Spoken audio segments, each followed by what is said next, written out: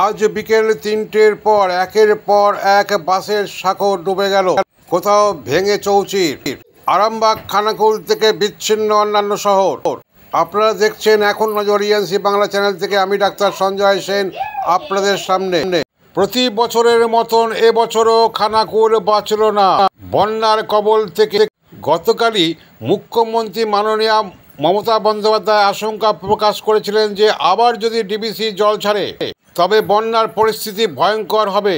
তাই NBF থেকে শুরু করে সকল প্রশাসনের, জেলা শাসক থেকে শুরু করে সকল স্তরের দপ্তরগুলিকে গ্রামবাসীদের নিরাপদ আশ্রয়ে নিয়ে যাওয়ার জন্য নির্দেশ জারি করেছিলেন। সেই মতোই বহু গ্রামবাসীকে বাঁচাতে এগিয়েছেন প্রশাসন। পরিস্থিতি খুব উদ্বেগজনক। আপনারা দেখতে পাচ্ছেন যে ধাননড়ি অঞ্চলের যে খুঁটেপাড়া, এই খুঁটেপাড়া দ্বারকেশ্বর নদীর ধারে যে তীরবর্তী যে বাঁধ, সেই বাঁধ কিন্তু আজ বিকেল ৩টের সময় ভেঙে গেছে। ভাঙার ফলে এখানকার মানুষজনকে আমরা রেস্কিউ করে নিয়ে আমরা হরেকৃষ্ণ কোঁয়র যে ধাননড়ি প্রাইমারি স্কুল আছে ওই স্কুলে নিয়ে যাচ্ছি, স্থানান্তরিত করছি। মালপত্র, আসবাবপত্র সবার সহযোগিতা আমরা নিয়ে যাচ্ছি।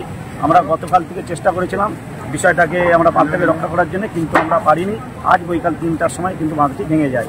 আর তার ফলে এই দ্বারকেশ্বর নদীর তীরবর্তী এলাকায় যে সমস্ত অঞ্চল, বিস্তীর্ণ অঞ্চল প্লাবিত হবে, তার মধ্যে জগৎপুর, এদিকে ঘোষপুর, রাজহাটি 2, রাজহাটি 1, এইসব অঞ্চলগুলো প্লাবিত হবে। উল্লেখ্য, খানাকুলের সাজুরঘাট, হরিশচক থেকে শুরু করে যে সকল কাঠের বাঁধ বা বাঁশের বাঁধ আছে, সাঁকো আছে, গতকালও ছিল বন্যার জলের ওপরে। আজ বিকেল ৩টের পর জলের স্রোতে গুড়িয়ে গেছে বিচ্ছিন্ন খানাকুল। স্কুল করা হয়েছে আপাতত, আরো জায়গায় ক্যাম্প করানোর কথা বলা হচ্ছে। স্কুলকে নিয়ে জানা হচ্ছে, কারণ জল যত বাড়ছে তত মাঠের দিকে, লোকের দিকে তুলে আনা হচ্ছে। ওনারাও আসছেন, স্কুলে এসে থাকবেন। এবার দেখুন, গতকাল এই অবস্থা ছিল জগৎপুর পঞ্চায়েতের এলাকায়, গড়ের ঘাট থেকে তারকেশ্বর পর্যন্ত, আরামবাগ রোডে থেকে তারকেশ্বর রোড।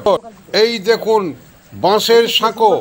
আজ বিকেল ৩টের আগে পর্যন্ত ছিল অক্ষত, তবু জলে টইটম্বুর, যেন এই সাঁকো ভাসছে।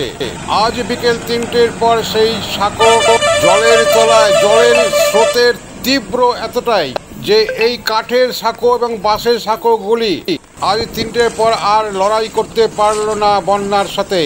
ডিবিসির জলের পরিমাণ পর পর খালি বাড়িয়ে যাচ্ছে এবং ঘন ঘন জল ছাড়লে এমন বন্যা পরিস্থিতি কে আটকাবে, কারা আটকাবে? রাজ্য আঙুল তুলছে কেন্দ্রীয় সরকারের প্রতি, কেন্দ্র দোষ চাপাচ্ছে রাজ্যের ওপর। রাজ্যের নাকি আগেই ডিবিসি কর্তৃপক্ষ জানিয়ে দিয়েছিল, তবুও তারা কেন প্রস্তুতি নেয়নি? এই সব টানাপোড়েনের মাঝে প্রতি বছরের মতন এবছরও গ্রামবাসীরা জীবনের ঝুঁকি নিয়ে আজ ৩টে থেকে সন্ধ্যে পর্যন্ত ছাত্রে কখনো পুলিশ প্রশাসন, NBF এর সাহায্যে নিরাপদ জায়গায় চলে যেতে পেরেছে। এটাই হচ্ছে স্বস্তির। তবে লোকসভা নির্বাচন চলে গেছে, সামনে আর নির্বাচন তেমন নেই।